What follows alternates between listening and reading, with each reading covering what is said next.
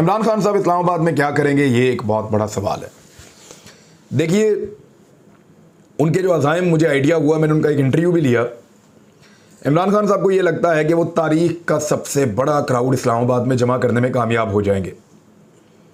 तारीख के सबसे बड़े क्राउड का मतलब ये है कि आज तक इस्लामाबाद में जितने भी जलसे जुलूस हुए हैं उनमें सबसे बड़े इमरान खान साहब के हुए हैं, और वो ये सोच रहे हैं कि अपने सबसे बड़े जलसे से भी कई गुना ज़्यादा लोगों को ले जाएंगे और इस्लामाबाद में अंदर चले जाएंगे।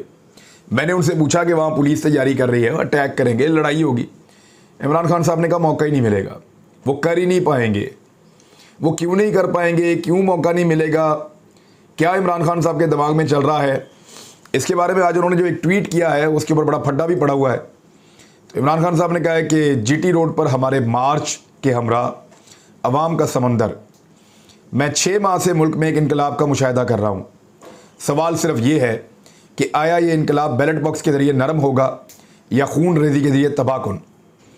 तो ये एक बड़ी वार्निंग है इमरान खान साहब की। पाकिस्तान में लोग इनकलाब की रातों तक रहे हैं बड़े लंबे अरसे से। शहबाज शरीफ साहब ने अपने हर जलसे के अंदर जो है वो खूनी इनकलाब बेचा है, बड़े लंबे अरसे तक खूनी इनकलाब आएगा, खूनी इनकलाब आएगा। फिर खूनी इनकलाब मौलाना फजल रहमान साहब ने भी बेचा है।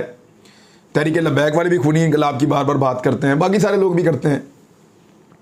और पाकिस्तान पीपल्स पार्टी तो कहती है कि हम तो जान चाहिए जान देंगे, खून चाहिए खून देंगे। तो ये सारी पॉलिटिकल पार्टीज़ करती हैं।